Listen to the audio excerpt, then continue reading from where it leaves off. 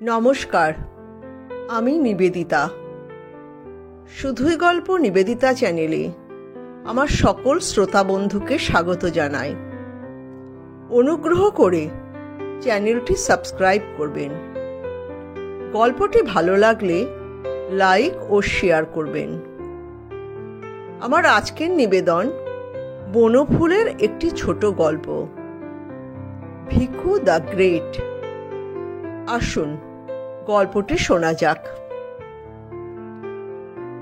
ভিকু লেখাপড়া শেখেনি। সভ্যতার যেসব বাহ্যিক প্রকাশকে আমরা সম্ভ্রমের চোখে দেখি, তাও তার ছিল না। মাথার চুল রুক্ষ, গায়ে ছেঁড়া গেঞ্জি, পরনে ময়লা কাপড়।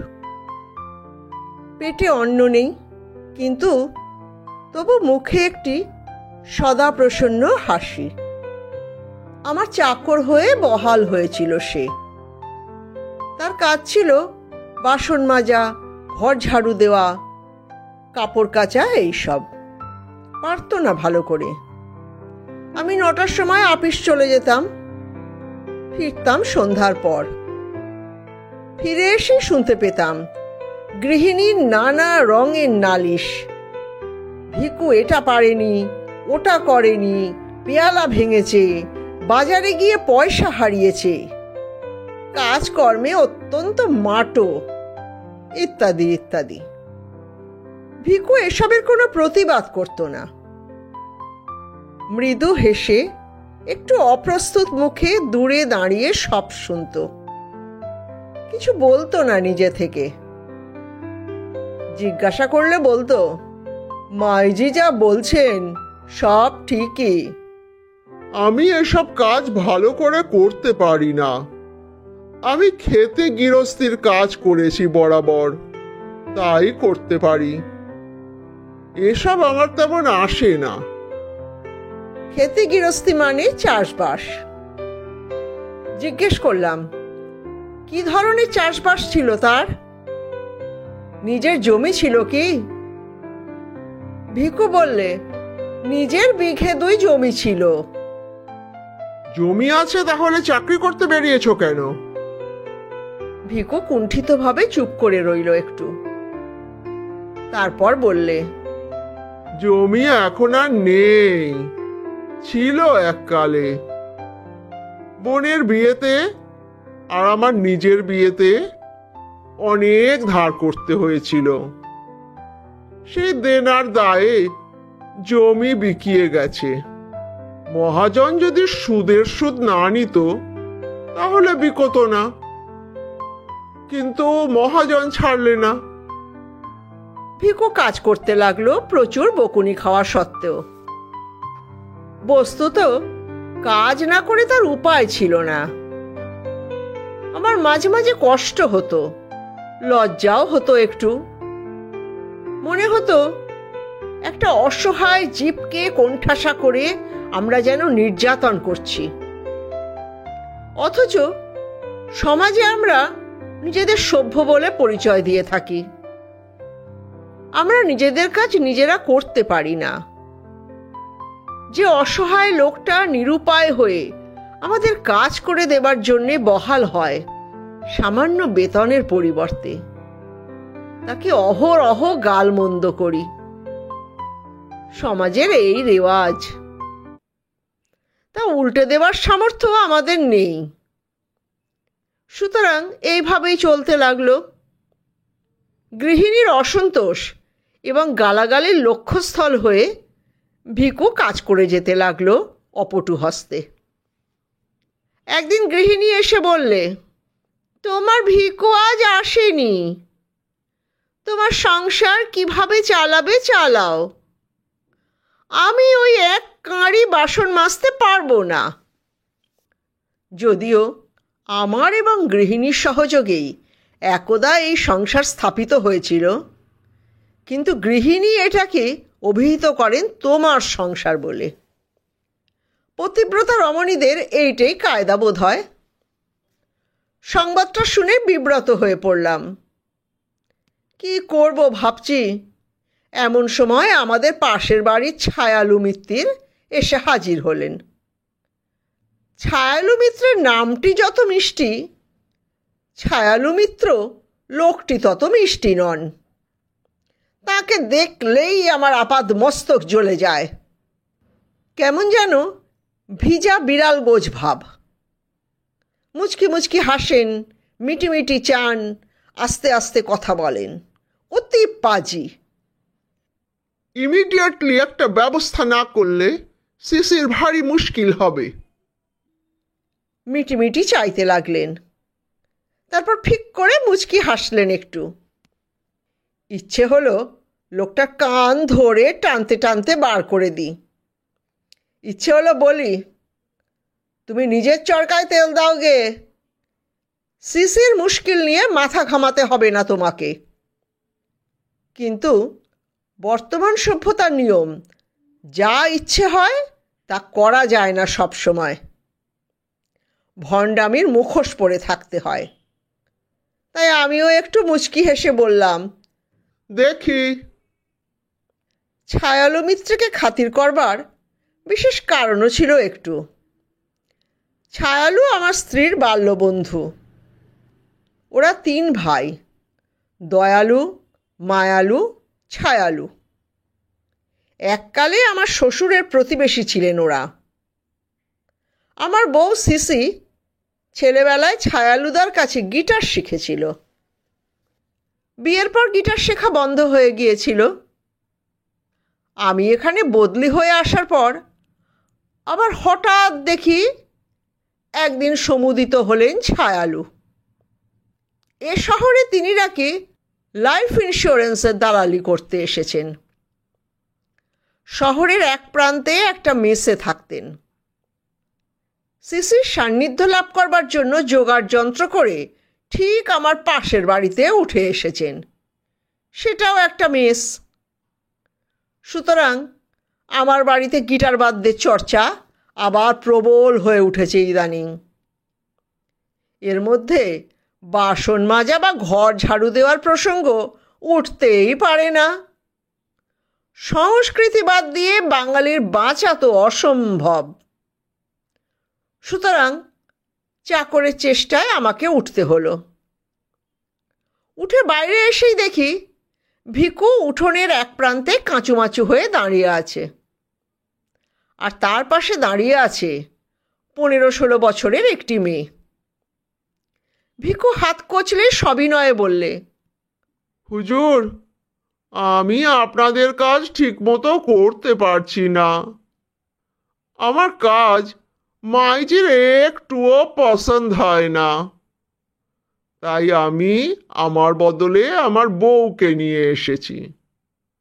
সে চৌকা বর্তনের কাজ ভালো জানে, ঘর ঝাড়ু দেবে, কাপড়ও কাচবে। ও আমার চেয়ে ঢের বেশি কাজের। ওকে যদি আপনারা রাখেন তাহলে ও আপনাদের খুশি করতে পারবে। ভিকুর বউ দেখলাম ঘাড় নিচু করে আছে, মুচকি মুচকি হাসছে। ছায়ালুও আমার পেছন পেছন বেরিয়ে এসেছিলেন। বললেন, ওই আপাতত থাক, আজকের প্রবলেমটা তো মিটুক। ভিকুকে জিজ্ঞেস করলাম, তুই কি করবি? একটা ফেরিওয়ালার কাজ পেয়েছি হুজুর। ভিকুর বউ সিমিয়া থেকে গেল। সিসি বেরিয়ে এসে তাকে কাজকর্ম বুঝিয়ে দিয়ে গিটার নিয়ে চলে গেল নতুন একটা গত শিখতে। আমিও একটু পরে আপিসে বেরিয়ে পড়লাম। সমস্যার সমাধান কিন্তু হলো না। আরও জটিল সমস্যার সূত্রপাত হলো সিমিয়াকে নিয়ে। আমাদের বাড়িতে 2-4 দিন থাকার পর সিমিয়ার স্ত্রী ফিরে এলো। আমরা সবাই আবিষ্কার করলুম সে পরমা সুন্দরী, নবদ্ভিন্ন যৌবনা কামিনী। একদিন শুনলাম আমার স্ত্রী তাকে ভৎসনা করছেন। সমত্ত মেয়ে, ওই ছেঁড়া কাপড় পরে তোর সবার সামনে বসে বাসন মাজতে লজ্জা করে না? বেহায়া কোথাকার। অফিসে বসে কাজ করছি, চাপরাশি এসে খবর দিলে, एक जनानी आपसे मुलाकात मांगती है। বললাম। ডেকে নিয়ে এসো। সিমিয়া এসে প্রবেশ করল এবং বেশ সপ্রতিভভাবেই বলল, 5টা টাকা দিন, শাড়ি কিনতে হবে। নতুন শাড়ি পরে না গেলে মাইজি কাজ করতে দেবে না। আজ খুব বকছিলেন, আর শাড়িটা তো সত্যিই ছিঁড়ে গেছে। বলে সে নিজের দেহখানাকে ঘুরিয়ে ঘুরিয়ে দেখালো শাড়ির কোন কোন অংশ ছেঁড়া। আমি একটু ধমকের সুরে বললাম, এখানে এসেছিস কেন? মাইজির কাছে শাড়ির দাম চেয়ে নে। মাইজি বাড়িতে নেই, ছায়ালু বাবুর সঙ্গে কোথায় বেরিয়েছেন। তখন মনে পড়ল ওদের আজ একটা পিকনিকে যাবার কথা ছিল। ছায়ালু আর সিসি ডুয়েট বাজাবে সেখানে। আর অধিক বাক্যব্যয় না করে 5টা টাকা সিমিয়াকে দিয়ে দিলাম। সে আমার দিকে অপাঙ্গে চেয়ে একটা মিষ্টি হাসি হেসে চলে গেল। 5 টাকায় যে অমন সুন্দর ফুলপাড় গোলাপি শাড়ি পাওয়া যায় এমন ধারণা আমার ছিল না। পরদিন সকালে দেখলাম শাড়ির বাহার নিয়ে সিমিয়া ছাইগাদার পাশে বসে বাসন মাজছে। ছাইগাদায় পদ্ম ফুল ফুটেছে যেন। আমি যে তাকে ওই শাড়ি কেনার টাকা দিয়েছি এ কথা অবিদিত রইল না। ছায়ালু এ আলোচনায় মুচকি হেসে হেসে যোগ দিল।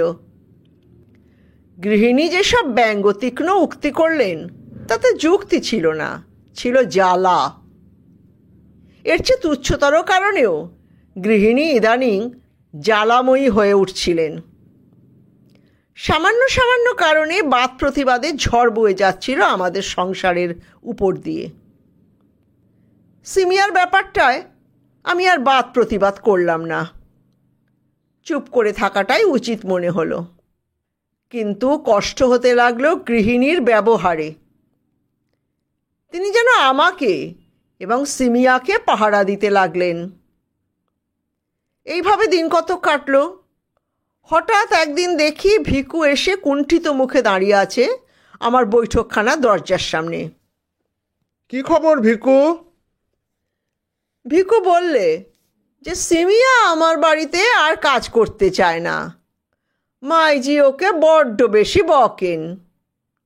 অত বকুনি সহ্য করা ওর অভ্যাস নেই। তারপর ট্যাঙ্ক থেকে 5টা টাকা বার করে বললে, ওকে যে শাড়ি কিনে দিয়েছিলেন তার দামটা আমি ফেরত দিচ্ছি। আপনি ওর মাইনের হিসাবটা করে দিন। দিতে হলো, কারণ সিমিয়া আর কিছুতেই আমার বাড়িতে কাজ করতে রাজি হলো না। কয়েকদিন পরে দেখলাম সে লাদুরাম মারোয়ারির বাড়িতে বহাল হয়েছে। লাদুরাম মারোয়ারির বাড়ি আমাদের বাড়ির কাছেই। তার বাড়ির সামনেই রাস্তার একটি কল আছে। সে কলের ধারে আমার দেওয়া গোলাপি শাড়ি পরে সিমিয়া অসীমা হয়ে উঠল। নানা জাতের ছোকরা নানা রকম পোশাক পরে নানা ধাঁচে আলাপ করতে লাগলো তার সঙ্গে। সিমিয়া বাসন মাজতে মাজতে এক মুখ হেসে তাদের সঙ্গে গল্প জুড়ে দিত। কলতলার আসর বেশ জমে উঠতে লাগলো। এইভাবেই কাটলো কিছুদিন। তারপর হঠাৎ একদিন লক্ষ্য করলাম সিমিয়া আর কলতলায় বসছে না। মনে হলো স্রোতের ফুল অন্য কোনো ঘাটে গিয়ে ভিড়েছে সম্ভবত। দিন 2 পরে ভিকু এসে হাজির হলো আমার আপিসে। সালাম করে বললে, সিমিয়ার খুব অসুখ। আমি যদি আমার বন্ধু ডাক্তার সেনকে একটু অনুরোধ করি তাহলে সে চিকিৎসার ব্যবস্থা করতে পারে। সে গরিব মানুষ, চিকিৎসার সম্পূর্ণ খরচ বহন করবার সামর্থ্য তার নেই। ডাক্তারবাবু যেন একটু দয়া করেন। ডাক্তার সুশীল সেন আমার বাল্যবন্ধু। লিখে দিলাম তাকে একখানা চিঠি। দিন 15 পরে তার সঙ্গে দেখা হলো একটা পার্টিতে। তাকে জিজ্ঞাসা করলাম, সিমিয়ার কি হয়েছিল? মুচকি হেসে সে বলল, গনোরিয়া, তুই ওর সম্বন্ধে অত ইন্টারেস্ট নিচ্ছিস যে? ওর স্বামী আমার চাকর ছিল, এসে ধরলে, তাই লিখে দিলাম তোকে। ওর সম্বন্ধে আর ইন্টারেস্ট নিস না, শি ইজ রটন। মুচকি মুচকি হাসতে লাগলো সুশীল। ভিকুকে মাঝে মাঝে রাস্তায় দেখতাম, চানাচুর তৈরি করছে। আমাকে দেখে একদিন সেলাম করে বললে, আমার জেনানি বেশ ভালো আছে। তাকে তো আর দেখি না, অন্য কোথাও চাকরি করছে নাকি? না হুজুর, তাকে আর চাকরি করতে দিই না। বাইরে বেরুলে লোকে তাকে বড় জ্বালাতন করে। ছেলে মানুষ তো, নিজেকে ঠিক রাখতে পারে না। এখনো বাড়িতে বসেই চানা ভাজা, ফুলুরি, খাবুনি তৈরি করে দেয়, আমি বিক্রি করি। আগে আমাকেই করতে হতো সব নিজের হাতে, এখন ও সাহায্য করে। ভালোই হয়েছে। কিন্তু মাসখানেক পরে দেখা গেল বাড়ির মধ্যে আবদ্ধ থেকেও সিমিয়াকে কায়দা করতে পারেনি ভিকু। একদিন এক ডুলি করে প্রায় অর্ধমৃতা সিমিয়াকে নিয়ে ভিকু হাজির হলো আমার বাড়িতে। সঙ্গে প্রায় 10-15 জন লোক, সবাই কলরব করছে। তাদের কথাবার্তা থেকে বুঝলাম সিমিয়া তাদের পাশের বাড়ির এক ছোকরার সঙ্গে কি যেন লটপট করেছে। ছোকরাটি বাবু হরচন্দ সিং জমিদারের ছেলে, কিন্তু ছোকরার বউও ছোট ঘরের মেয়ে নয়। তার বাবা সিংহেশ্বর সিং আরও বড় জমিদার। বউ তার বাপকে খবর দিয়ে বাপের বাড়ি থেকে লাঠিয়াল আনিয়েছিল। তারা সিমিয়াকে চুলের ঝুঁটি ধরে রাস্তায় এনে খুব ঠেঙিয়েছে, মেরেই ফেলতো। পাড়ার লোকেরা কোনো রকমে বাঁচিয়েছে। ভিড়ের মধ্যে দেখলাম ভিকু কুণ্ঠিত অপ্রস্তুত মুখে দাঁড়িয়ে আছে, যেন সমস্ত দোষ তারই। আমার সঙ্গে চোখাচোখি হতেই সে ছুটে এসে আমার পা জড়িয়ে ধরল। হুজুর, বাঁচান ওকে আপনি, ওর কোনো দোষ নেই। ওর একমাত্র দোষ ও মেয়ে মানুষ। মেয়েদের দোষটাই সকলের চোখে পড়ে। হরচন্দ বাবুর ছেলে যে কাণ্ড করত রোজ, তা যদি দেখতেন তাহলে বুঝতে পারতেন। কিন্তু ও বড়লোকের ছেলে, বড়লোকের জামাই, ওর দোষ তো কেউ দেখবে না। আপনার বন্ধু সেই ডাক্তারবাবুকে একটা চিঠি লিখে দিন দয়া করে হুজুর। চিকিৎসার খরচ যা লাগে আমি দেব। সিসি ঘরের ভিতর থেকে তর্জন করে উঠল, ওসব নোংরা ব্যাপারের মধ্যে তুমি থেকো না। বললাম, আমি থাকবো না, ওকে সুশীলের কাছে পাঠিয়ে দিচ্ছি। সুশীলকে লিখে দিলাম একটা চিঠি। সুশীলের মুচকি হাসিটা মনে পড়ল, তবু লিখে দিলাম। মাসখানেক পরে ভিকুর সঙ্গে দেখা হয়েছিল। রাস্তার কোণে দাঁড়িয়ে ফেরি করছিল। বললে, সিমিয়া সম্পূর্ণরূপে ভালো হয়ে গেছে, যদিও চোট লেগেছিল অনেক জায়গায়। ডাক্তারবাবু বাঁচিয়ে দিয়েছেন তাকে। হরচন্দ বাবু ছেলে আর উৎপাত করে না তো? যদি করে বলো আমাকে। এখানে আজকাল যিনি এসপি, তিনি আমার বন্ধু। তাকে বললে তিনি শায়েস্তা করে দেবেন ছোকরাকে। ওকে ওর বাপের বাড়ি পাঠিয়ে দিয়েছি হুজুর। এই শহরের আবহাওয়া ও সহ্য হলো না। গাঁয়ে নিজের মায়ের কাছে গিয়ে আছে এখন। আমি মাসে 10 টাকা করে পাঠিয়ে দিই। আরও বছর 5 কেটে গেছে। ভিকুর দেখা অনেক দিন পাইনি, তার খোঁজ খবরও করিনি। কারণ আমারও জীবনের উপর দিয়ে অনেক ঝড়ঝঞ্ঝা বয়ে গেছে এই বছরে।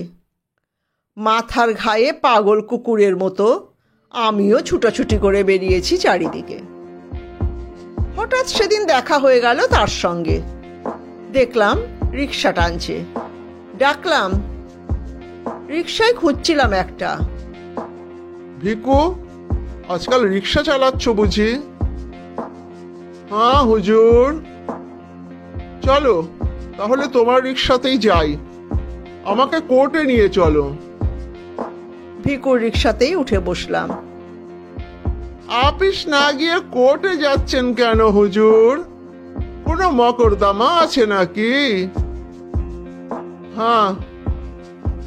কি মকদ্দমা তা আর তাকে বললাম না। ভিকু একটু পরে আবার জিজ্ঞেস করলো, মাইজি ভালো আছেন? আমি কয়েক মুহূর্ত চুপ করে রইলাম। তারপর বললাম, না, মাইজির খবর ভালো নয়। তোর বউ সিমিয়া কেমন আছে? ভিকু বলল, সিমিয়া পালিয়ে গেছে হুজুর। পালিয়ে গেছে? পুলিশে খবর দিসনি? না হুজুর, পুলিশে খবর দিয়ে কি হবে? পুলিশে খবর দিলে মন পাওয়া যায় না। রূপে গুণে সব দিক দিয়েই আমার চেয়ে সিমিয়া অনেক ভালো। সে স্বর্গের দেবী। সে আমার মতো লোকের সঙ্গে থেকে নরক ভোগ করবে কেন হুজুর? ভিকুর গলার স্বরটা শেষের দিকে কেঁপে গেল। তার কথা শুনে আমার হঠাৎ চৈতন্য উদয় হলো। কিছুদিন আগে সিসি পালিয়েছিল ছায়ালুর সঙ্গে। আমি কেস করেছিলাম। সেদিনই মকদ্দমার শুনানি ছিল।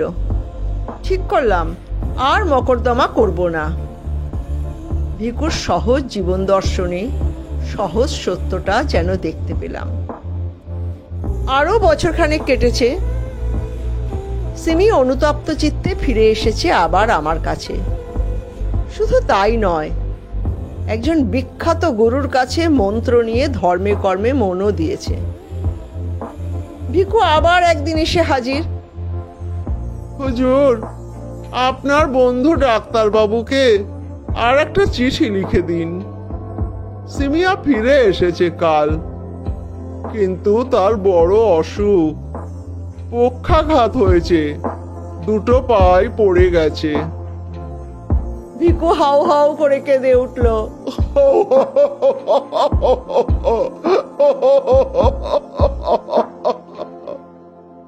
সুশীলকে আর একটা চিঠি লিখে দিলাম।